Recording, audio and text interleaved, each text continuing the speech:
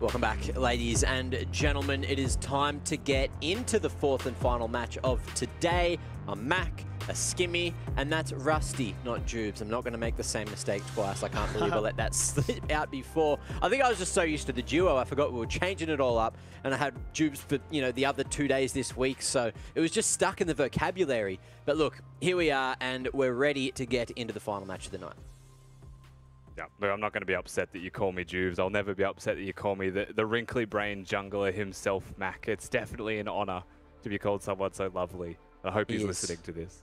He is. Well, hopefully he is. We can maybe keep an eye on Twitch chat and see if he reacts. But even so, it is time to have a look at Gravitas, because they've shown some good signs with their lineup so far. And with your theory earlier, now going up against Chiefs, they should have an absolutely poggers champ select. Ooh, I mean, that implies that the Chiefs are one of the best teams in the league as well, Max. They're one of the better. I'll take the 2-for-1 there, actually, in terms of statements. But no, you're not wrong. I think they should be able to come in prepared. The reason is because they've had a whole day for just one team. So in terms of preparation, they should 100% know what they're after in this one. They should be able to come in prepared. You can see the roster on your screen as well. Kiyose is someone that I'm personally keeping my eyes on as far as players are concerned. I do think that the bottom side of the map is a place that has been exposed a little bit and may continue to in the future. But the Azus-Kiyose duo should actually be a really good talking point for Gravitas as the weeks go on. Yeah, I think for me, I'm really excited to see what this roster brings. I mean, we've already seen multiple variations of that roster as they look to try and find out what their strongest 5 are. And, this is the time to showcase what that could be. There's flashy plays between these different roles that gives them, I'm sure, a whole host of internal competition when it comes to scrims. So different caliber of opponents to go up against week in, week out. Plenty of games per week to try and always have the option of form checking one another. So I think really for me, I'd love to see Gravitas come into this one with little to no pressure on their shoulders, just to go guns blazing in and see what happens. Yeah, I really liked the Fiddle Knocked combo, and I really hope that sort of comes back for them.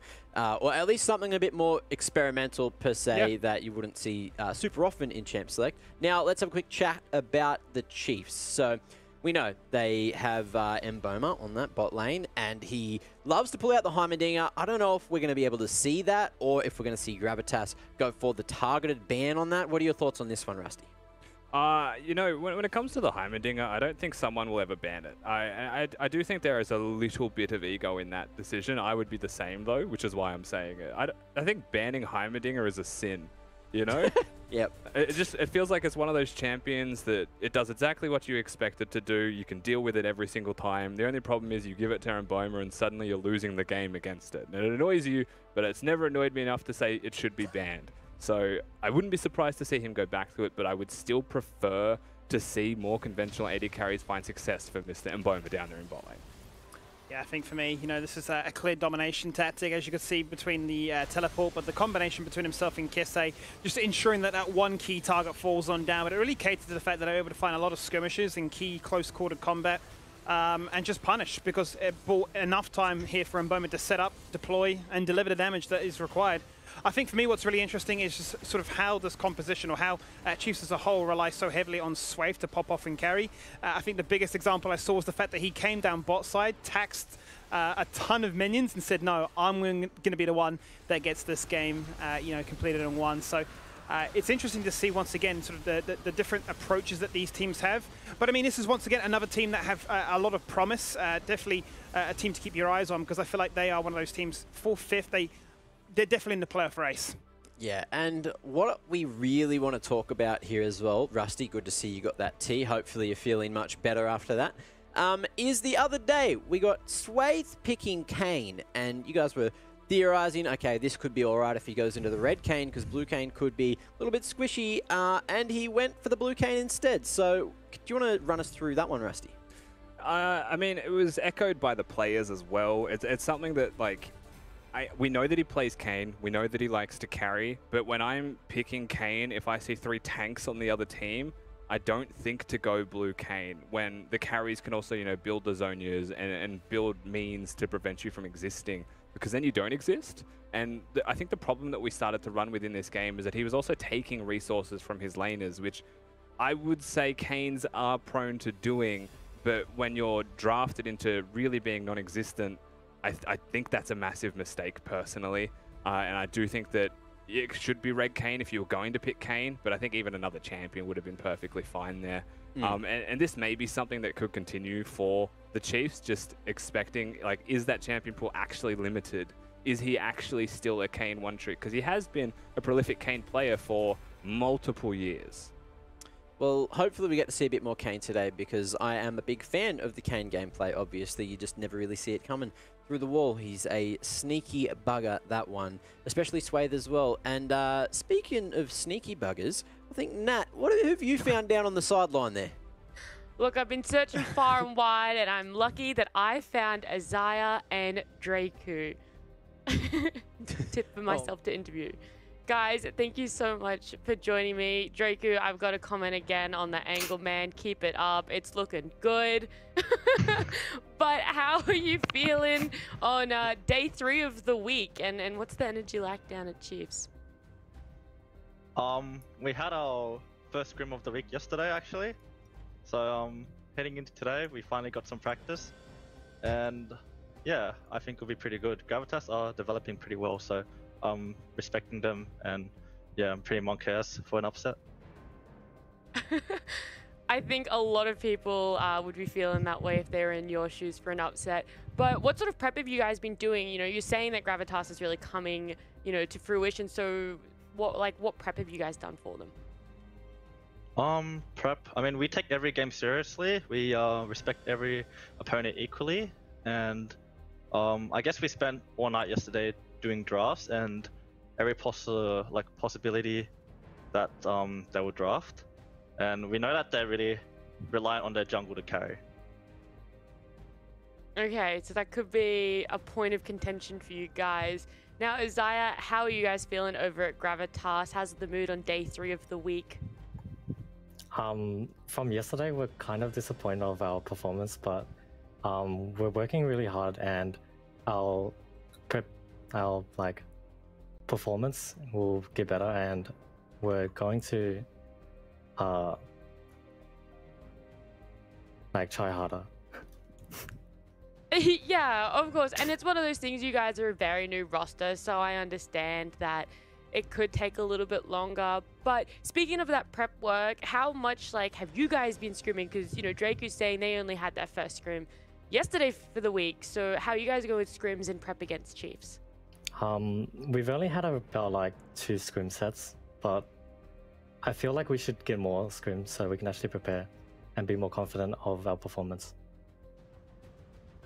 Amazing. And I do want to ask quickly, who do you think is going to be your biggest threat to Gravitas on the Chiefs side?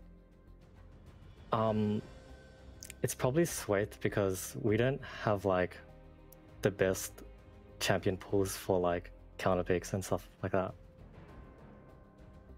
Alrighty, and Draku, what about you for the Gravitas? Who's going to be your biggest threat?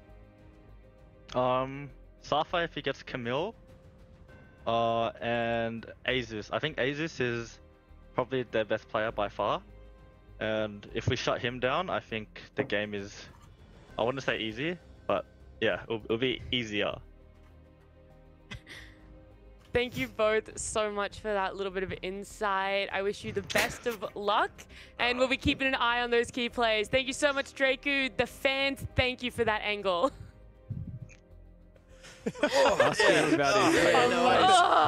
interview, eh? I love it every time. Love an interview, yeah. Make sure to ask him about the bench press that he failed a couple days ago. Send me a video of it. You're supposed to get that to me beforehand, Rusty, for me to bring up. Oh, Rusty, failing bench. That's why he was showing off his biceps, because you don't need him for bench. All right, now, back to it, out of the technicalities and into the predictions. Which way have we gone for this one? You know, Gravitas, I want them to win this one because they need more. But Chiefs, I really love what I'm seeing from the Chiefs, especially how humble they usually are in the interviews. Draku excluded. He's pretty good. He's pretty good in that support role, isn't he? Yeah, he definitely is. Draku has actually been maybe the most humble person as well, except for the the chest angles. He's always been very soft-spoken and kind towards everyone that he's versing. And there was an interview I remember, Nat, where he was being trash talked, or like the person to the side of him was talking smack, and he was just like, "No, we just like everyone and hope you do well. Good luck." I mean, that's so similar to Mboma, right? Like, the poor guy, first interview with me, I kind of roasted him a little bit, and then in the next one, he had Pradith coming up, right beside him in the interview, and he handled it like an absolute champ, and he was still really, eating up that humble pie. Look, I have a little inkling that Chiefs might actually have had some media training, which is something which, some other teams could look into as well, because we've heard a whole lot of banter lately. That being said, let's jump into the predictions and see where our hearts have gone this week, or maybe our brains. Who knows? Looks like everyone's brains have headed towards Chiefs. I am going to double check. Has anyone gone for Gravitas? I don't. I think we all went the exact same. Yeah, we all went. No, I don't think anyone. So another clean sweep, similar to the first match of the day where we all went peace. We've all gone for Chiefs in this final one. So, Skimmy, tell me why. Yeah, I mean, for me, it's just the fact that, jungle is their key area of focus. If they can shut down a Zeus, then Swaith gets ahead. They shut down that ability for them to even contest any of these objectives, which seem to be a major, major focus for the Chiefs as well. You look at the bot lane as well, and the fact that they just have that versatility to flex and fold and roam and sort of have that communication between the likes of Swaith and Draku to shot call and sort of decision make. I think that is a key area, not only from experience sake, but from just pure raw ability to carry the team to victory. And what about you, Nat, before we say goodbye? Why have you gone for Chiefs this week? Is it because of Draku? Is it because of his humbleness? Or is it because of that beautiful low angle making him look like a rock-solid machine? Look, I'm not going to lie. It was a pretty tough choice. My heart really wanted to go for Gravitas here. Like, I want them to get another win on the board. But they are just such a new roster that, for me, whether they win or lose, they're going to learn a lot. And Chiefs have just been impeccable in the interviews. I think I've just really enjoyed talking to those guys. And so, I went for them. And if they win, I get to interview another one of them again. So it's a win-win for me. Well, there you go. So we'll send you back down to the sideline and we'll see you after the game. Thank you, guys. All right. So with Nat gone, it is time to jump back into Chatting Champions. Do you think we're going to see anything crazy, or are we going to see stock standard picks from both teams? Skimmy, what do you reckon? I think if anybody, I think it would be Gravitas that would look to try and upset the apple cart and bust up something creative again, kind of like the Fiddle Nocturne. I think Chiefs would be more so, yes, we've got our quote-quote cheese picks like the Heimerdinger if necessary, but I think they'll look to try and refine themselves and build up a solid repertoire of like, these are our best 3 champs in any given lane. So I think the aspect, or maybe the approach, I mean, I could be completely wrong, but I feel like the approach between both of these teams will be quite different. I feel like Chiefs will be all about refinement and improvement towards the latter playoff stages, whereas I think for Gravitas it'll be about, what can we do to try and cause chaos and sort of maybe dismantle the rest of this league by picking up upset victories here and there. Well, hopefully... I think it'll be jungle that does it, if any, like regarding abstract picks or something crazy, which is the question of the day, Mac. I do think that we'd be looking at Gravitas in the jungle top role, like not just because of the Fiddlesticks Nocturne, but I think the willingness to play those champions isn't as present in the other members.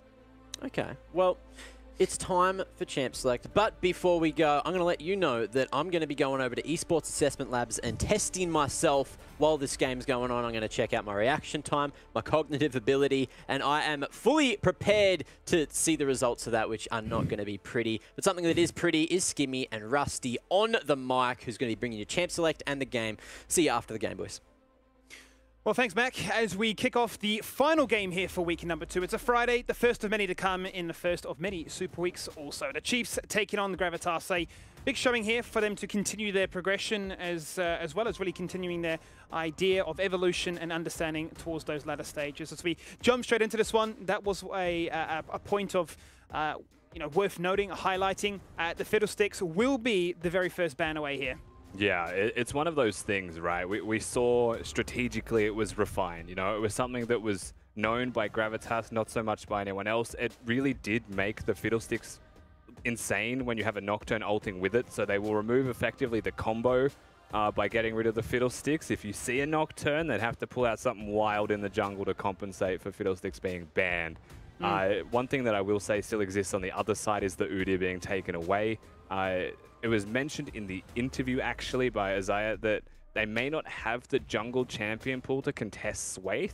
So I wouldn't be surprised to see another jungle ban chucked out here to try and make that easier for Azus, who does seem to enjoy his Karthus and magic damage junglers. Yeah, likes to scale on up, and that seems to be the go-to word really for Gravitas, because if I look at an area that I'd love for them to try and improve on, it'd be around the likes of priority, looking to try and get the first turret, the first dragon, something of that nature, because we've been looking at their bot lane and it's always been a scaling AD carry. Jinx and Sivir have been their only picks so far. I'd love to see something a little bit more aggressive so it allows them to roam a jungle there, to poke their head in and force something out.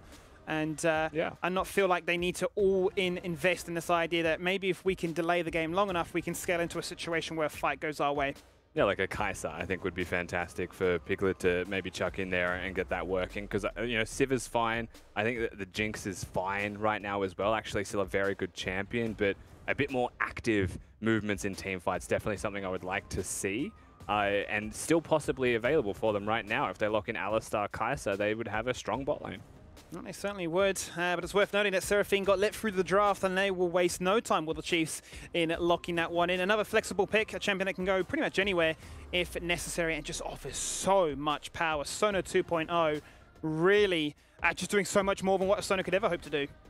And it does make you wonder where that is going, however, regarding the player that is going to be on Seraphine. Now, it could be Kisei. He does still like his mages, you know, very good Zoe player from what we saw on that first week of the LCO. It could be Mboma, who does play mages down there in bottom lane, and it could be, you know, Dragku playing with a Seraphine bot lane as a farming champion. We don't really know. I think that is a bit of diversity that the Chiefs do have, and maybe a reason that they shouldn't be given Seraphine in the first place. Certainly shouldn't, as Gravitas will waste no time in responding with a comp that goes fast. They're going to go for the Hecarim as well as the Karma. Karma once again another flexible pick, much like the Seraphine, but Chiefs waste no time in response, saying, well, if Viego's been let through, Swaith has popped off on it. It's a champion like the Kayn, like the Udyr, it gets the job done, it can reset, and that can dominate the jungle position. We've seen this before from Gravitas that went with a Sivir as the AD carry position, but they put the Karma mid and they had no magic damage in the entire composition. So if we think back to that as one of the, it was a big issue, it was against Order, they got smashed. So looking at how you would course correct that is what champions can we play that now provide magic damage? Is the Karma better top lane? The answer is usually yes. I personally never wish to see Yuumi on Summoner's Rift in my entire existence as a human. So that very much upsets me that they hover it, but we've gone for the magic damage. We finally had the magic damage, and they did pick that in their second game up against Legacy, which they did in fact win. So worth noting that, as Ari will be a fantastic champion at finding those picks and punishing any catches that the likes of Akama or Hecarim could scout out. So the first 3 picks in on either side. Now we're going to the second rotation of bans. And you mentioned before maybe more targeted towards the jungle if you were a Gravitas fan, but they actually completely ego respect and remove Mboma's Heimerdinger. Yeah, the Tristana definitely could be flexed to bottom lane, but it does make sense to get rid of some of the bot lane options here for Mboma. They've already picked their jungler, so they've said, you know, Swaith is going to be Viego, you're Hecarim. We may as well just get rid of some of the one-trick style champions that only you play. So they'll get rid of the Heimerdinger. Looking at support champions might be an option here as well. Take another engaged choice away, perhaps from Dragku, which does seem to be his comfort zone. Which, to be fair, Dragku has a very unusual comfort zone. It's like Yuumi or Rel. There's no in between. Yeah, it's all over the show. And I suppose that mainly comes from the fact that he swapped from top lane mid-season last year to pretty much bring a lot of those champions down into the bot lane, and then said, hang on a minute, enchanters are quite OP as well. Syndra's going to come out as the final ban here for Gravitas. Once again, targeting the mid lane, and still quite unsure as to where, well, does Tristana and Seraphine really are aiming to go. I would imagine that it will be a Seraphine support for Dragku. Just based off what we're seeing so far. Most likely it's a Tristana mid lane, and I don't think Lived would want to play top lane Seraphine. So waiting to see most likely the AD carry option that goes down there with it. And I think that perhaps that Syndra was a ban targeted even maybe at Mboma. I mean, for sure. And what's interesting of that same nature is the fact that we were touching on the AD carry role for Gravitas and how that needs to become stronger, that needs to try and find the early game scaling so that they can try to contest, that they can try to push. They're going to go for the Jhin regardless. They still want to pack a big punch come the late game. So regardless of Sivir, as well as Kai'Sa being taken away, Jhin for range and Jhin for sniping potential. They have two options, I think, Gravitas, with what they've got so far is 4, right? You've got a Jhin and an Ahri, so you can play poke composition, or like pick, rather, style of comp, where like Charm hits the W from a Jhin, you follow that up with a Hecarim. I think if you were to do that, you'd want like a Blitzcrank as your support, right? The other option is like an Alistar, where you haven't engaged to go forwards with the Hecarim. You play much more aggressively with your builds. That's like your Electrocute Ahri that builds a Ludens instead. So they have a choice. I would like to see them try and execute the pick composition, but in terms of ease of execution, just give us a tank that presses the button to go forwards and engages. Well, the Like grand that reveal finally takes place. There it is. That is the pick you're after, and that is the pick you will get. Sion locked in here as the top laner for Lived. And now Gravitas have to make a big decision as to, well, what are we doing? Where are we going with the support angle? How are we going to look to try and match up against what you can only imagine is going to be a Seraphine Tristana? Yeah, that basically confirms that Tristana is going to be bottom lane. I don't think we'll see a Galio bot.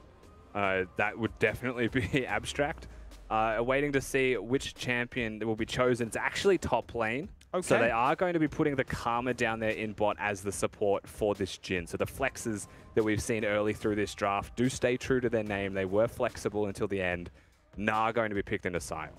So many flexes right now. It just makes it so difficult, I suppose, as a coach when you're looking at the draft to understand quite exactly what your opposition is looking to form, looking to turn the direction of, be it poke, engage, assess, assassination, or sort of range more than anything. And when the dust does settle, we have ourselves a situation where you've got 2 poke enchanter supports. We're starting to now veer away from the heavy engage and sort of put that more as an attention area towards the jungle top, like we've seen in metas of the past. Yeah, you're right. And it does mean that there's going to be a lot more focus on the jungle role and how they're able to enable those laners in mid and top.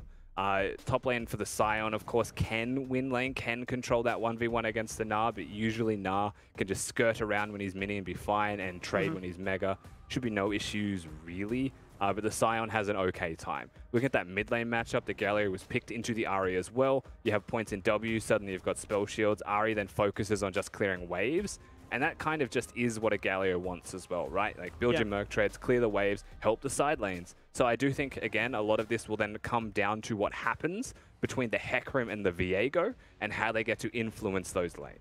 And I think this is what the matchup was highlighted to be, right? It was going to be a matchup between the 2 junglers and what they could achieve. Swaif gets his Viego, Azus gets to try and pop off here on the Hecarim. They've got a composition built around them to facilitate those angles of engagement and opportunity to try and take down key targets. The case really comes down to, how can the rest of the team look to try and facilitate that? Obviously, you've got clear engagement angles from the top side and the ability to try and protect and peel and make a fight a winning one with that mid-jungle 2v2. And I will say that the lane that I'm most unfamiliar with is that bot lane 2v2. I'm not very familiar with how a Tristana Seraphine trades into anything. But I will say that, a Jhin, pretty safe champion overall, has the heal, and Karma makes neutralizing lanes very easy. So you'd expect to just see them farming for levels. And we do have another coach interview to finalize the day. It's a fan favorite. It's the coach of Chiefs in Kuden. Welcome, bro. I want to, first of all, start with this pick here in the draft of the fact that there's just so many flexes. How difficult is that, I suppose, as a coach when you're looking at it? We asked the question before, when there are so many different ways a composition can go, does it ever get too much, too confusing to understand what are we looking to actually build in the end? You're talking about our picks? Well, just as a whole, we saw so many flex picks from both angles. Does it ever sort of put yourself in a situation where you can get caught off guard, or there's always a clear game plan from the very get-go? I've got everything down pat. I know exactly where everything's going. That's fantastic. I want to ask about those simulations as well, Kuden, because I don't know if you have any other coaching staff with you, but you're going up against a team of Gravitas who have a lot of coaches. How is it coaching, presumably solo, or at least being that head coach for the Chiefs? To be honest, sometimes having more coaches can be a negative thing, but yeah, I am doing all the heavy lifting here at Chiefs. I do have a bit of help here and there. Some secret allies. But what was the question again? You said it was hard? It's hard, man. Yeah. Sometimes I'm not even a coach. Sometimes I'm being the psychologist as well for the team. I'm doing a lot of stuff. Sometimes I'm the a 3v1 from a coaching angle. A man of many talents. My final question for you then would be, you're looking at obviously there being multiple coaches that you're going up against, but up against a roster like Gravitas that have so many players as well, does that make preparation any more difficult? They have many players. I thought they only had like 2 ADs. I didn't actually realize they had more than 6 players, to be honest. They just like Piglet and someone else. Well, I suppose that really gives us the answer right there. You're not phased about this one. I wish you the best luck, Kuden, as we jump into this game. As Rusty, was there anything that we'd missed in the first few minutes here? I saw a little bit of action across the map, but nothing really to catch me out of guard. No, a lot of early aggression in the bottom lane was the one thing that stood out. There was an early jump from a Tristana. One thing you always have to be vigilant about with Tristana lanes, and again, why I wasn't too sure how that lane would go, especially because Dragu has Ignite, a lot of kill pressure can come out at level 2. So we saw the very aggressive jump from Mboma forwards and fully respect that. Great decision. They get the flash out of Azaya in bot lane. And Kyosei also sharing his flash trades with Kisei. That's going to be fun to say in that mid lane. As we've seen a bit of jungle action here and there, but nothing, game-breaking yet. Nothing game-breaking, but it is worth noting that already a shot has been completed here by Kisei, who's picked himself up the Dark Seal as well as the boots for the Predator, and he'll be the focus as he goes into the mid lane, and it's that man again, it's Swaith that gets first blood. Well, that one's a little bit game-breaking. Kisei does have the teleport, which is one of the reasons he's able to get that shot off. A similar thing for Kyosei, but loses a bit of lane pressure, having to walk for the Dark Seal if he had that beforehand. Either way, Ignite gone, Flash gone from the prior trade, easy pickups for Swaith, able to come in there, even holding on to that Flash. So another opportunity will present itself if you want to come back to that mid lane again. And just to what we were talking about, if the junglers are going to provide the Silk Road to the side lane control, you've got bot priority, and because you're getting kills in mid, it's going to be a lot harder to be Safa in top lane and be that null. Certainly is right now. It's going to be interesting to see how he navigates this one, because you might see as a result of both junglers pathing towards bot side, and with the Dragon soon to spawn in under 30 seconds, the amount of harassment, if that can force out a shot, perhaps an early Dragon is on the cards here for Chiefs as trading goes back and forth, and both find themselves down to 50% as a result, but it's really hard to see where the advantage can come from right now. If you're looking at mid lane, you know that Kisei, as soon as level 6 there, is going to look to try and bomb his way through into a side lane to try and assist, and we're seeing that already early remnants having got that TP advantage. Yeah, I think right now the biggest advantage is still bot lanes 2v2. While the kill is nice to have, that goes to the jungler, absolutely. That's good for Chiefs because it's in Sway's hands. Azus looking mid, actually. Yeah, that's going to be him looking to try and collapse onto Kisei. One more order will do it. Unfortunately, unable to find it. And with Kyosei not having any summoners to guarantee a smite, ignite, or anything of the like, will not be able to take him down. I feel as though if Azus had used that Ghost, perhaps didn't realize how much damage he would do, that could have been a kill. But holds on to the Ghost, doesn't actually get that one, and just puts Kisei very low. So again, forces him to recall, will buy space for Kyosei to get a base off himself if he would like, which would make sense. Maybe an Amp Tome and some control wards would be on the order here. So just a nice little move from Azus overall, but maybe could have been more. Oh, okay. Well, Safa spots that Lived has no mana and looks to try and go for an all-in as a result, because he also has no level 6 either. A nice little aggressive trade there. Doesn't burn anything from Lived, of course. He can shrug it off. A W will buy himself a fair bit of mitigation, and we'll pick up the remnants of that CS underneath his turret. We love that, though. We love the Nars using their ultimates being super aggressive. If you're about to hit mini anyway, perhaps you just want to base, just do it. You can also now see Azus coming bottom. They're very aware the Dragon's being done. Will they get here in time? And it's unlikely they would. Kisei, you can see on the flank right now playing goalkeeper, trying to protect and pretend that no. nothing's going on. And Swaith's just entered. I'm going to need observers to replay that, but he just flashed the wall, instantly hit the blast cone, and came back over the wall and died.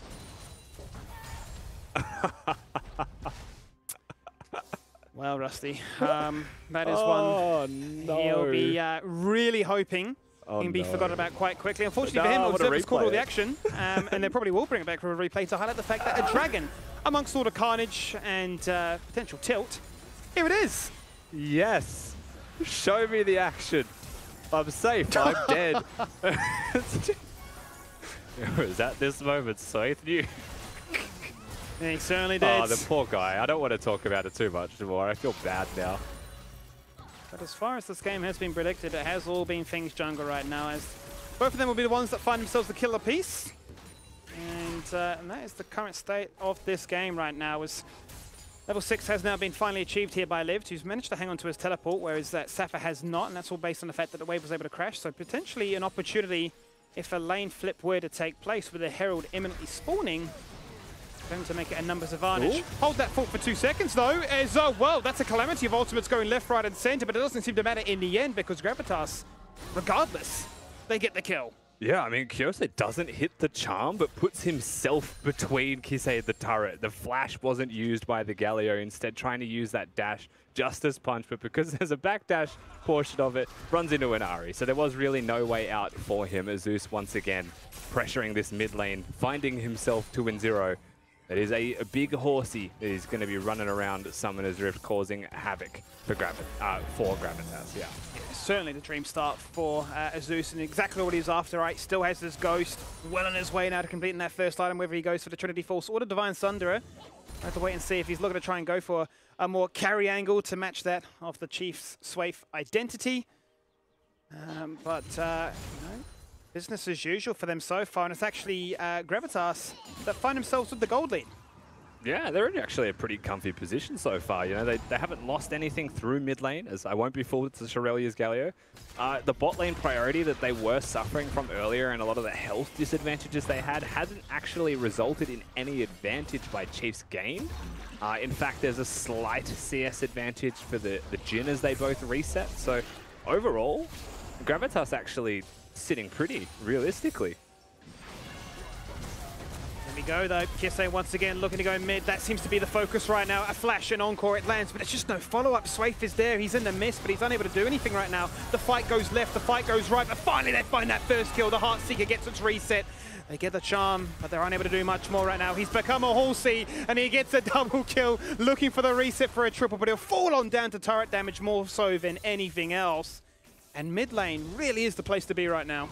Yeah, I mean, that's just a lot of chaos, a lot of fighting. Draco, unfortunately, completely whiffing that Seraphine ult as well. It might have been a lot easier for them if that had hit, but at the end of the day, the Chiefs are the ones who come out on top in that trade, with a third kill going into the hands of Swaith as he now picks up a completed Blade of the Ruined King from this. Kyose missing the charm as this starts is a significant factor. Draco flashing forwards, you know, this could have disengaged. And that would have just been flashes used, everyone's fine. But Zeus chooses to go forwards. And a nice little sidestep from Isaiah buys time. Will ultimately see him going down, but the exhaust has the slows, turret ramps up damage, and it is still a trade. It certainly is a trade, and one that Chiefs really forced there as the mist stun does not connect. And then as you quite rightly pointed out, the encore doesn't either. But it doesn't seem to matter. They did enough damage. The ultimate is there. And the ultimate is able to find themselves a double kill. Junglers are on the score sheet right now. They are acting like laners because they are equal with levels. And definitely on top of it with the same level of power. 3 kills to 3 right now. And just like that, as a result of that dive, the gold lead is back to dead even. Yeah, I think we could call that the Swaith Horizon if he's ahead of his laners in farm. Just as an aside to everything else, but they are well and truly up in the mix when it comes to the CS values for sure. The mid laner of the Chiefs here, Kisei, is the one suffering a lot when it comes to that farm value. Has just completed the Merc treads, and there's a teleport bottom, Skimmy, so there's no time to talk about that. 2 teleports in here. Chiefs really forcing a collapse right now. They have nowhere to run but the river to the rest of their teammates, but Swaith is on the hunt. Swaith is on the flank, maybe PTSD from the last cone before, unable to jump into that pit to try and follow things up, where there's a full 10-man rock-up appears around the dragon, and that's the second one soon to spawn. Now, the thing that happens off-screen that's more important than anything else is that Safa gets absolutely bopped by Swaith. Has no HP to his name, isn't close enough to Mega just yet, so if they come in to take this fight, he'll take some time. Chiefs get the dragon, but it's a taunt and a charm that finds the first kill. They take down Safa. He had no flash. He burned it before, and he was low going into that fight as well. It's a double kill as Kisei finds another. He flashes forward to guarantee it. Now Kyose looking for anything he can. He landed a charm to start things off there in the river, but it burns and bites them back. And Chiefs, well, they'll find everything and more. Yeah, it's exactly what we're worried about here, though. You know that Gravitas, if they're going to get into this one, they have a top laner without flash, without Mega Gnar. So what is he going to provide? Unfortunately, he's the first person to fall. Not the way that you would want to execute that one if you were Gravitas. Should have realistically just backed off and set up for the next one better in the future. But that comes back to hurt them. You know, it's another objective. It's the second Drake of the game going to the Chiefs. There's a Herald that just charges in mid lane. All of the gold going to Swaith, as is wont to do. And the gold will start to perhaps stretch from this point onwards. As we'll see that in the replay, it's quite simply just a Drake take and then an overreach by a country mile from Safa, who legitimately is just going into melee range as Mini Nara, and it's just not something that he should be doing, as the Chiefs capitalize. They certainly do. And not only do they find that, but just before he went into that replay, they did summon the Herald mid as well to try and break open the initial tier 1. As the curtain call goes out here, and Swaith was on the hunt. A beautiful Jin trap, though, slows down his retreat and prevents him from really finding that charge up angle. Just a little bit too far out of range. Hercram still galloping. Decides, I've got discipline. And we'll be able to back away. Looking at what will come from this situation, should just be a free reset for all of the Chiefs. Azus actually changes his mind and does want to return back to bottom lane. Kyosei also has priority if he wanted to roam down river, but he is going to stick mid and do one more wave. Chiefs respecting, though, as Mboma with 0 health. Yeah, very low right now, but they do have double sums, and Encore is soon to be available. There it is for Dragku, so they have plenty of turret dive potential to push their way. Swaith completely pathing away from this one, and there aren't any teleports, but there is the ability for Galio, if he can call this, which you can see him starting to path down now, given that Ari is missed, could anticipate an ult down to protect. I mean, realistically, because Safa has teleport and Liv doesn't, this is a tower that Gravitas can continue to pressure for a significant amount of time. Maybe not if that happens, though. As he looks to try and bop and weave away, he gets stunned to the head, taken on down, and that opportunity has disappeared now. Zeus, it's his time to make something happen, and a buster shot basically tells him to go back home. It's the cross-map failure, unfortunately, for Gravitas. They need their top laner to be safe if the play is to take the bot lane turret. If you're playing specifically for that, your jungler has shown themselves, your mid laner has priority and has been seen walking to the bottom side of mid. You're the one person who can't die to make that play work. And it's really tragic for Gravitas, because that could have been so much better than what it was, as it allows the Chiefs to still trade in all of these situations where I think Gravitas are doing the right thing. That they certainly are, and they'll continue to do the right thing as they right now collapse onto Kisei. He's got a bounty on his head. He's a juicy target. He'll be a one that will get shut down and taken on out. A teleport will be used as Safa finds redemption for his moment only just before. He'll find that kill, and once again, it's all things mid lane. Yeah, and the teleport does still prove to be quite useful on the respawn. They're going to get a bit of damage on this mid lane turret. Demolish proc going to help a little bit there for them, but the Herald is really the name of the game here. It's just a little bit of a cheeky overstay in mid there for the sake of a Demolish proc. Will the Chiefs contest this? Well, this is interesting, Rusty, given that Chiefs have the highest percentage of putting emphasis on claiming the Herald, more so than the Dragon, 88%. They love the Herald. They love to abuse the fact that they can then shove waves, push out turrets, and gain extra map control for them to roam and gank from. They're going to sacrifice it. They're going to show some restraint, and this game still, you know, there's not enough separating the two to really find a victor here. Yeah, they did still secure the first Herald of the game, Chiefs, but that second one was not on their radar, given everything that has been happening to them. You know, and Boma's barely found a break in this game. He's hardly had a moment to be able to just sit casually and farm minions for himself. So this will be a nice little respite in mid lane. I'll be able to push that wave in and do as you'd like afterwards. You've got vision control on top side, at least in that bush. That's one thing that the Chiefs probably want to group up and really consolidate for themselves after this reset. You know, put Swaith and Dragku on the map, control a mid-wave with some priority from the Galio, clear vision for the map, exactly where you want it. There's a Drake in 15 seconds to start acting quick. Yeah, and I think that has to be the priority here, right? The fact that, you know, they are down in terms of item advantages. You're looking at primarily Mboma. He's down by, what, 30 CS, unable to find that first mythic item. They know that they have a Dragon Soul to contest for. They know that they have a very quick one if they can achieve it. So no need to take the unnecessary risk of going for the Herald. They'll buy a little bit of extra time. And we touched on the point a little bit before as well, Rusty. What angle would this Hecarim go? Well, he has gone for the Trinity Force, and he's charged straight into this Dragon. Oh no, look at Lived as well. That Q just tragically misses. That could have been deadly. Galio is nowhere to be seen right now. He has teleport. He's trying to find a wall to try and jump into this one. The Dragon gets stolen away. It's too little too late. Numbers advantage is not in their favor, but finally the stun comes out. Now into a chokehold! The 3-minute taunt! What was that? That's surely looking like an ace.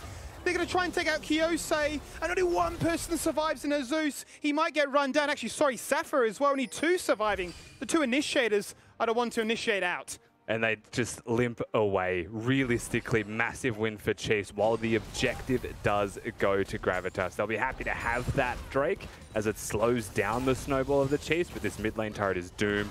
And unfortunately for the Chiefs, there's no Baron just yet. We're only 17 minutes into this one, but a big Team 5 victories. We'll get to see this again. Lived doesn't hit the Q multiple times, but the ultimate hits the mark. And that's really what kicks this one off. You know, there's 2 controllers trying to stop this Scion, but Gravitas still go into the pit to try and secure that one. And it's the Galio, it's Kisei that does all the work here to kick that one off, just sprints into the fight. And easy pickings for the Chiefs. Beautiful fight, and the best situation once again. It's another fight in a very close quarter combat situation, whatever you want to call it. It was just so perfect for what their composition offers. A lot of CC and a lot of ability to now start to try and put daylight between these 2 teams. That's going to allow multiple members now to finally complete those mythic items. It's going to be the Kraken Slayer here for Bowman, not the Gale Force, so just wanting to be a tank shredder more than anything. And we do know that once there are a few points into the rapid fire, really can melt things. Yeah, you know, we were talking about those Gale Force combos earlier when we were just tearing up the ARAMs. That's it. Not going to be seen this time, but it is still the Hail of Blades, so definitely just trying to stack up that 4 auto attacks, reset the jump, but just a bit of extra damage on that 3rd one as Gravitas, they found a way, they found a small line of entry through the vision that Chiefs have. It's not significant, you can see immediately spotted, but they were sitting in the bush looking, and I like that. You know, instinctively, they've recognized the state of the game. We're not out of the game, but we're behind just enough to say that we should start looking to try and get picks. Do something that our comp is very capable of doing now that we have those item spikes as well. I'd be very interested to see, speaking of item spikes, gold spikes as well, because you can see that there is a massive lead, 40 CS between both junglers, as well as Swave having 6 kills. He's, once again, got more CS and more XP levels, really, more than anything, than some of these solo laners. It continues this identity that he will carry. If given an opportunity, he will pop off. And once again, he's going to be one that leads the line. He goes hunting, he goes stunning, and he goes taking down Sapphire. That's another kill, down for 30 seconds. The red buff is secured, but it's another 4v5 situation. And I have to ask the question of where he was going. There was nothing there for him. You know, the Galio is pushing top lane, visible on the wave. His Jhin is very clearly disengaging the entire red buff quadrant, was trying to sneak it. So you don't need to go that way to get to where you're going, wherever that was. But ultimately, it is another kill, a lot of damage. Now 7-2 on the board for Swaith, who is absolutely popping off on this Viego. Has done it before, clearly will do it again. Certainly will. It's going to get to a point where a lot of teams have been blanket banning the Viego. They might have to as well against this man, because he is definitely showing the potential of this pick, what it can do, and what it represents when he is piloting it. As you can see, the 20-minute mark, with another dragon soon to spawn. An Ocean Soul is what we're playing for, up in 90 seconds.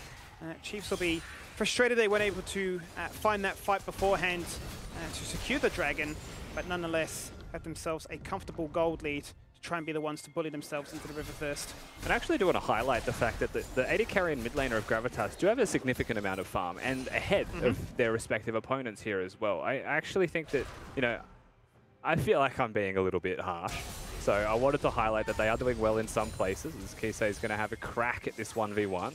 Reinforcements are here, but only one of them does damage. Predator has been popped right now as he's looking for an empowered taunt. He's going to go for the knock-up nonetheless as Kyosei looks to dash away with the Spirit Fox and now finds himself another key Chiefs member in the middle of Barren River. Now, oh, the jump away, but he actually gets charmed.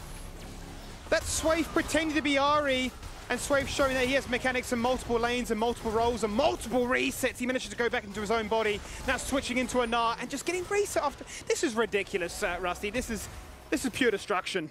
Oh, it's just freak behavior. Swaith's going absolutely insane. No one can stop it. Viego getting resets is definitely one of the most exciting things to watch here, as that is quite an interesting shroud pathing, as it has to do a loop-de-loop around the Krug camp today, I learned. And Baron's going to be started, completely envisioned, by the way, of Gravitas. We'll see if they can do anything about it, though the answer is most likely no. And we'll watch this replay again as Baron is secured completely here. It's Swaith.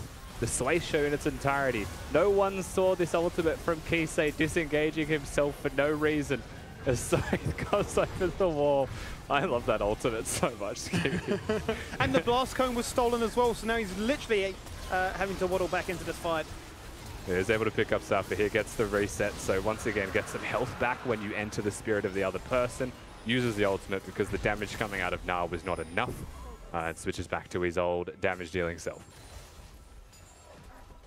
Well, it's another dragon, and as the replay was going off, it's actually Gravitas that secured themselves a second successive dragon. 2 Ocean Dragons to their name right now, a bit of extra sustain to try and find themselves, if these fights continue to be so long fought. I think that could be a turning difference for them. As you already highlighted, there's definitely gold leads in the areas that do matter for the 2 key carries in Kyosei and Piglet, but they've not had the easiest time to be able to execute and almost play front to back.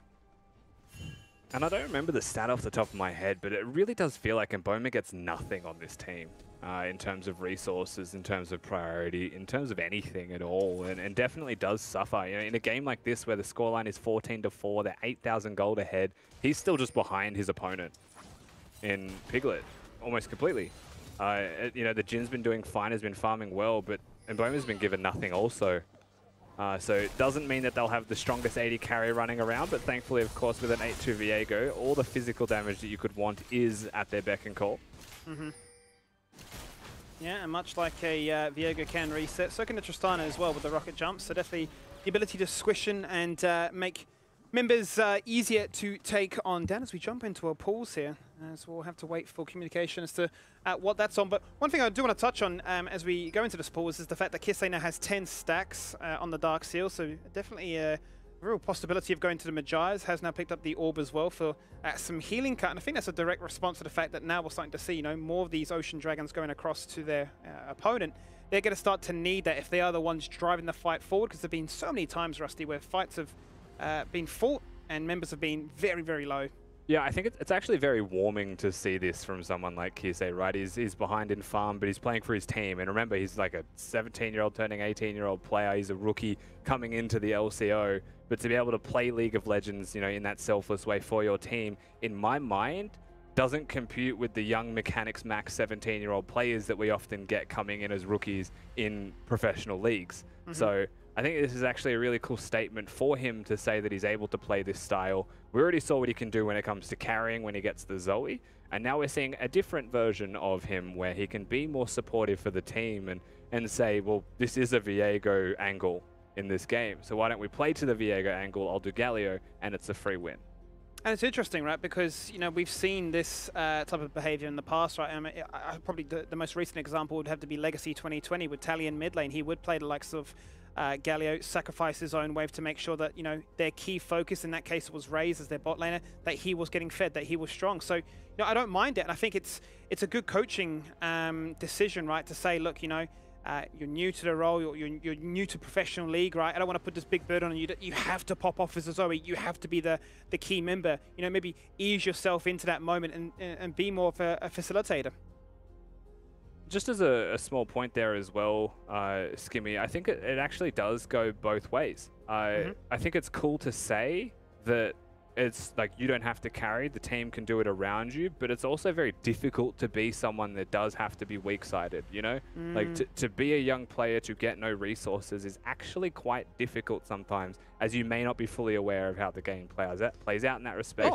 As Mac is back and Kyosei is lagging, that's why Mac is back. I'm early for work, you know. It's something that I'm not usually here when we do have these unfortunate tech pauses, but I thought I'd chime in and, you know, ease the burden on you guys trying to talk without action happening in your face. So I just want to start by saying yeah, Swaith, you know, he can take out all of Gravitas, but what happens when you put him up in front of a blast cone? Really, I just need to know, because it looked like earlier he had a bit of a struggle in that regards. Obviously a misclick, so I do digress. But the man, he had all of the kills at, what, like 6.5 minutes, and even now he is just putting the whole team on his back, and it looks like he should be able to lead to victory. But apparently it's unpaused, so I guess it's a see you later. Take us back into the action. It was a quick home by, but nonetheless a pleasant experience. And Speed what's worth noting, analysis. Rusty, that's it, 24 minutes into this one, this might be the game that breaks the curse of short action on a Friday night. That was the most sideline interview I think we've had yet. We've had a lot of sideline interviews. My man's is in the trenches, coming in with one statement and he's gone. But I think you might be right. Game length-wise, this is definitely going to be the longest, right? Because the longest is like now. And there's still a whole lot of map left to be breaking. Gravitas are also playing quite consciously inside their base now that we have unpaused. And resolve the issues. What it will take to break this base is still 2 Drakes away for Ocean Soul, so credit to Gravitas for being able to get those ones from a deficit. Does extend the game duration for them.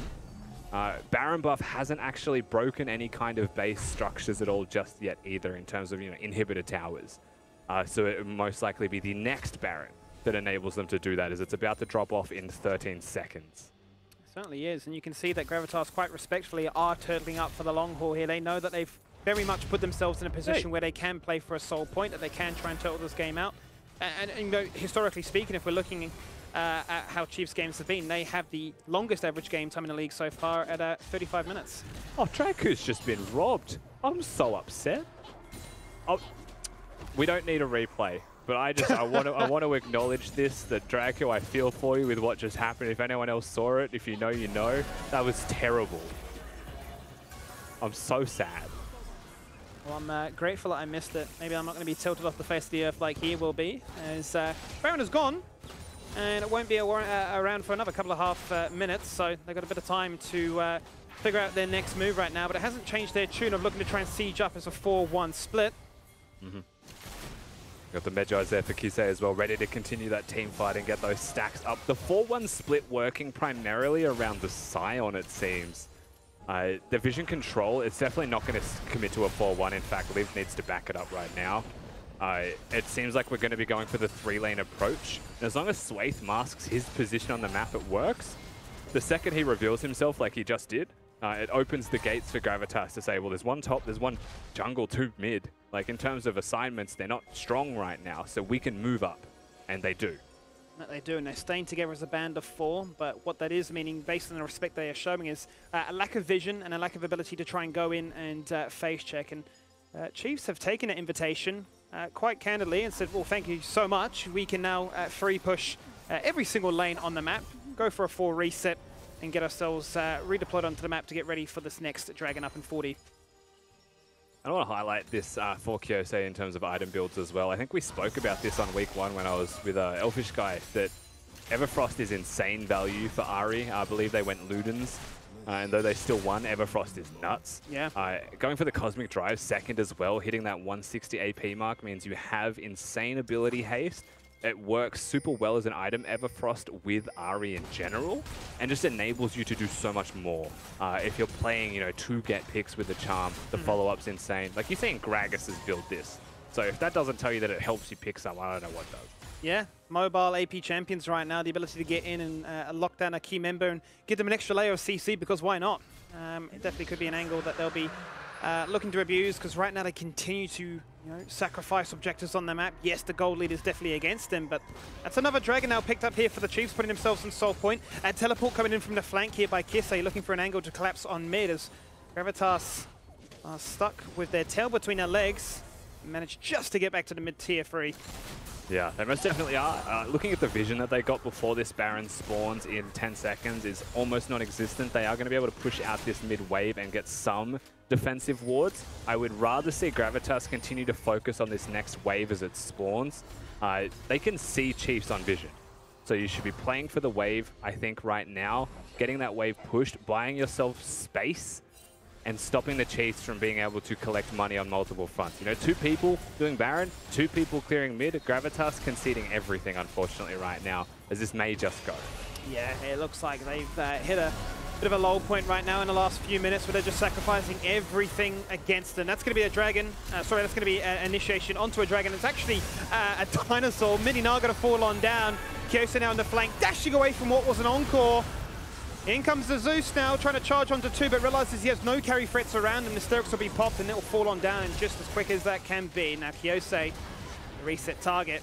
And Bowman not showing the resources, but managed to finally catch up in the CS department, managed to get his first kill of the game, and manages to put his name on the score sheet. Yeah, and they're going to try and zone them into the turret as well, into the fountain, keep them away. Swaith needs to be a little bit careful, but we'll be fine. Top inhibitor definitely going to fall here. And I think the Chiefs may just want to push to end from this wave alone. Only 2 people left to try and stop them.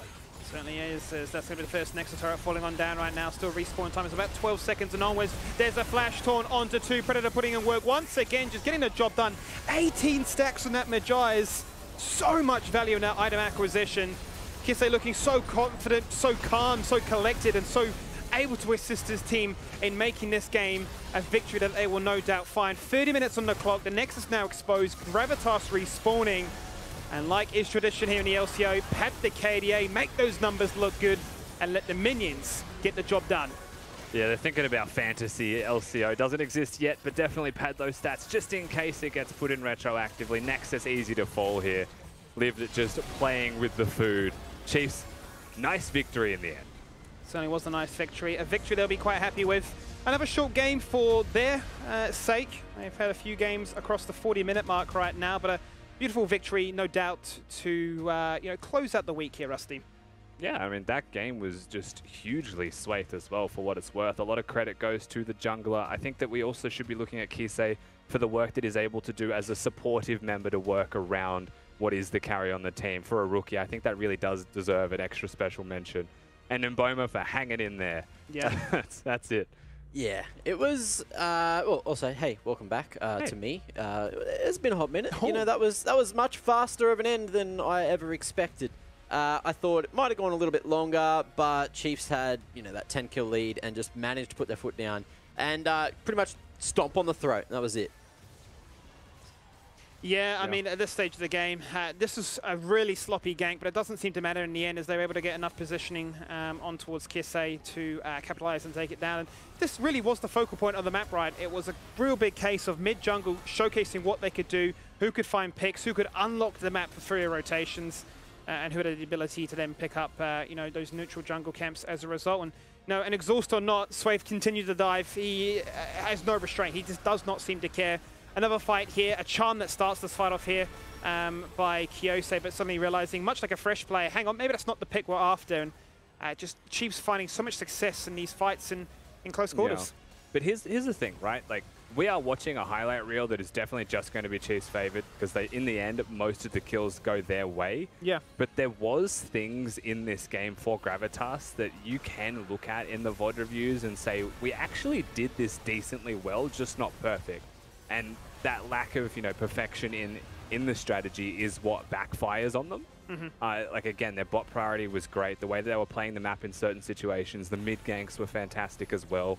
Like, they had points of power, right? They just couldn't do enough to get over the line against the Chiefs. And I think the bot lane focus to me was the biggest, the most exciting factor for me. That's what I wanted to see coming out of this matchup because that's been an area that they struggled with in the past, but you know they're able to find themselves a strong lead up against a good AD carry in Mboma, and no doubt they'll be looking at this VOD and saying, you know, it was a moment when we were starting to sacrifice pretty much full control after that Baron expired, where the game started to get out of our hands. Yeah, I just have one question as well. You saw there in the replays, there was the point where Gravitas managed to get away with the Dragon, but it cost them 3 players, and I want to know, Rusty, is that worth it? Is that a decent trade? I don't think it's ever worth 3 people dying for a Drake unless that is like your only win condition or way into the game, right? So usually you'd say that's definitely worth it for a soul for the 4th Drake, but not. I don't think it's ever worth in the game state the way it was in this game. Not at all. Yeah, just a little bit too far behind, and it kept on going. Anyway, that takes us forward, and again, it wasn't anything too crazy. I guess something that I have noticed is Ari was picked this game, but it didn't transfer or convert into a win, which every other time, apparently, you guys have watched an Ari play, it's turned into a win against all expectations. So, Rusty, small victories. The curse is broken, yes. Finally, Rusty doesn't look like an angry boomer screaming at the monitor saying, why are you picking this off meta champion? Yeah, no, I mean, obviously Everfrost is incredibly strong, but I think at the point in the game where he was able to try and find picks and dart around the map and cause chaos, there was just too much magic resistance, there was just too much strength, and just too much confidence, too much testosterone more than anything in the Chiefs camp. They were just jumping across the map, getting reset after reset, doing handstands over their opposition. It was creative. Yeah, and someone that did have a great game today is Kisei, and I believe he's down on the sideline with Nat. He is. I am very lucky to be joined by Kisei. Congratulations on yet another win for you guys. How does that one feel for you? How was the game overall as well? I feel like the game was pretty it was nervousing at the start, but then throughout the mid game we got through it. Yeah, what about the start of the game exactly made you guys nervous? Oh, how we died at the dragon pit, and I died a couple of times too myself. Yeah.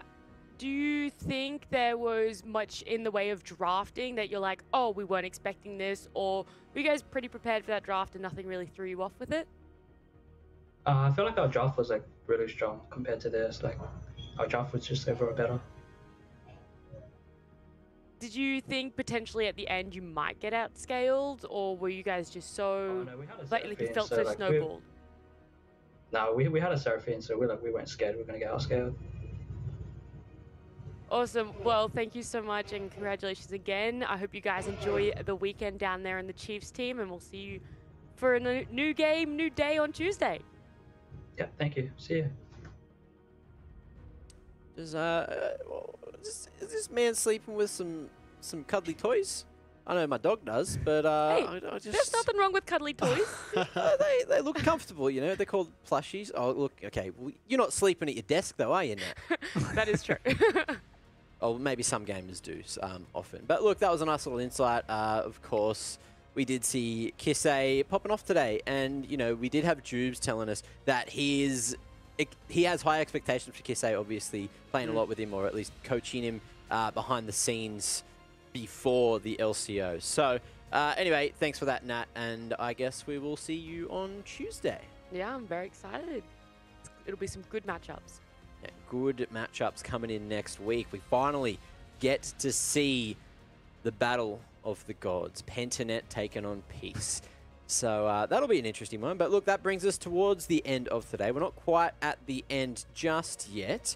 And I believe, boys, we have the play of the day. So let's bring that one up and have a look at what it is. What was this one? Oh, this is Kevy just being an absolute mad lad, just diving between turrets. And then the burn, right? The burn of the challenging smite, yeah.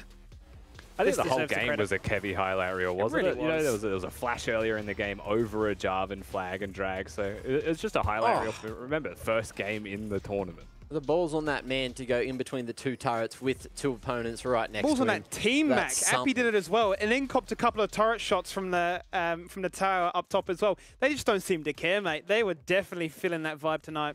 Yeah, all confidence. I actually remember that as well, Appy, just like jumping deep behind that first turret, then running back through, copping damage. I heard you stop, you go, what, wait, and it worked out. But, you know, congratulations to Kevy on the play of the day. So, what are you excited to see next week? You know, let's have a quick look at the standings as well, because it shows us roughly what we're going to be getting as we head into week 3 of games for the LCO. I guess, any surprises here for you, Skimmy? There's no one with 4 wins at the moment. No surprises. I mean, I think the biggest surprise to me is Legacy being where they are right now. But otherwise, I think it's been pretty on point for what we've seen in the matches so far. The likes of Order, Chiefs, and Direwolves can definitely cause upsets when given the opportunity. Gravitas and Mammoth definitely have a lot of potential there, ready to be unlocked, but need a little bit more time and comfort at this level to really find that success. But for Legacy, I think really for me, it's those small victories. Once again, I sound like a bit of a dying record here, but it's those small victories they find in the early game, but it all just falls apart mid to late, and I'm not sure where you really want to try and pinpoint that down to. Oh, it just depends how you want to contextualize a surprise here, Mac, as well, in the question that you ask. Because, like, if you asked me before the season started to, like, does this make sense for week 2, day 3, I'd say no. Rivals are too low, Peace are too high. But here we are. Like, they're playing outstandingly, Peace. And so, like, from what we saw in the first week, there's no surprises, right? I guess the thing that we really need to spiel more about LCO, you know, there's only been 5 days of games so far, but it was a blank slate, and that slate is starting to find some writing on it, you know. We're seeing that Peace, you know, very underestimated going into the season. Pentanet, wouldn't say they were underestimated, but certainly living up to expectations. Then you got Order Chiefs and Direwolves, who are now in that 3rd to 5th position, and I'm interested to see how this looks towards the end of the split. We still got a couple of weeks of games as well before we get there. But look, it's one step closer towards the end of the show. Before we get there, we have one final meme to show you guys before we reveal what next week's topic from the fans is, and it's Legacy hitting back with Hawaii 0-5. No. Hey, look, good sports, right? They can take it on the chin and say it is what it is, right? But you know, I like that. The anti-piece. I'm so good with that. It's so good. I love that Carbon's just front and center as well. I'm sure Jubes is going to have full respect for that one. But, you know, it's good to see that Legacy absolutely copping it on the chin and throwing that one up. But this is what we want. All the orgs, everyone of you at home, we want as much content as you can send in, because if we could do that after or before every single game, then it's a win-win for everyone. So hopefully we get to that stage. And going into next week, the topic is going to be talent Q&A. So please, at LCO, hashtag LCO, do all the LCOs as much as you want and send in your questions. I know you've been waiting to ask Rusty what his workout routine is. Throw that on Twitter at LCO, and we can finally get you the answers all through next week. I don't know if we have enough time for that question, but feel free to ask it, and I'll happily ignore it and move on. But no, definitely, please, send questions. We'll answer. I'm not kidding. Mac will answer literally anything. Yeah. Well, I think I've been already memed. I think, who was it? I've been fed soup. Myself and Nat have been fed soup. A rather unflattering screenshot. Look, I like that. Look, I'm keen for more of those memes, right? So get creative. Have some fun with it, yeah. That's golden. Please continue that trend, and also send in your questions to at LCO, and we'll get them answered next week. Anyway, I think that pretty much rounds out the week. So, you know, Friday night, red hot at 10 p.m. I bet you boys are ready to see what we got coming up for next week. What's on the menu? What's going to be on for the first day of games? Let's bring that one up and see. It is finally Tuesday, 6 p.m. It's happening. One of these teams is going home with the L on the scoreboard, and one will still remain undefeated. That's Peace and Pentanet at 6 p.m. Then at 7, you got Direwolves and Gravitas, which can be another banger. Mammoth and Chiefs at 8, and 9, you have Order and Legacy. Boys, are you ready for this Battle of the Titans? Oh, this match slaps, man. What a way, Rusty, right, to open up Tuesday. Craziness. Yeah, I mean, it's almost a tragedy that it's the first game, because that's just, you know, forecasted to be the banger of the split the way that we're looking at it right now. Both teams without a loss. So what a way to kick off week 3. Yeah, talking about writing all the history on that blank slate, this is what we've been waiting for. And look, I think we got, what, 3 days off, and then it's time. I can't believe it's the first game of the day. That's so hard to believe, because 6 p.m., you're tuning in. I'm feeling bad for the people in Perth, because they might still be driving home and miss the start of the game. So hopefully, I'm going to delay that personally. I'm going to stand off camera, and I'm in control of the show. So I'm going to make sure everyone can watch that game, because I'm not the only one that should be excited about it. Another sideline reporter from Mac. I like it when you come in for the one question, one then, and just jump back off again. You know, maybe Nat needs to keep her eyes out, because you might be looking to try and take that position too, yeah? Look, I'll think about it, and I'm going to call it what I thought about when I came on and after I was off the camera. I was like, that was the perfect time. It was the halftime entertainment, but unfortunately we didn't call it that. Next time, though, we'll have it ready. Anyway, that brings us to the end of the day. So, boys, final thoughts on the week and what you're looking forward to next week. Rusty, you first, because Skimmy, he's been hogging the mic tonight. I'm just ready to be back on Tuesday, mate. You've got me for 3 days in a row here, Woo! so get used to me on your screen, Mac. Beautiful. And what about you, Skimmy? What do you got planned for the weekend? Just rest and recover, mate. It takes a lot out of me to scream and shout this much, so I'm just going to turn into a human potato. Beautiful. We love human potatoes and we love vegetarian and vegan potatoes as well, which I believe is usually all potatoes. But speaking of potatoes, that's me. I'm going to go be a couch potato as well and chill the hell out. That's it for LCO for week number 2. Thank you all for watching. We'll see you next week. It could be, and he may be indeed. That's not going to save you. The spell shield goes out, just a little bit too late. Another casualty of war. It's a triple kill, and it's a double kill for this man on your screen. 5-0 in 2. Kevy having an absolute blinder here. This is their kingdom.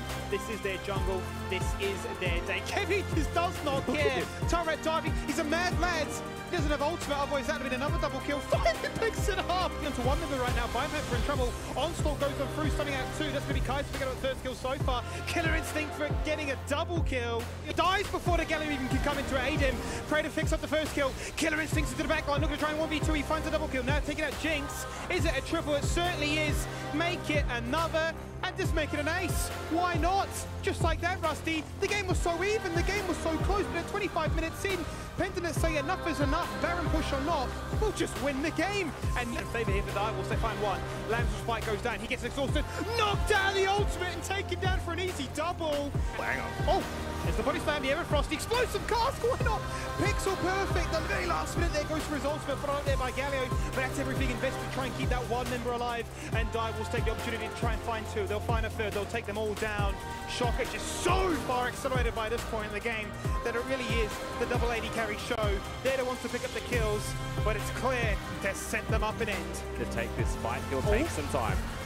Chiefs get the dragon, but it's a taunt and a charm that finds the 1st kill. They take down Safi. He had no flash. He burned it before, and he was low going into that fight as well. It's a double kill as Kisei finds another. He flashes forward to guarantee it.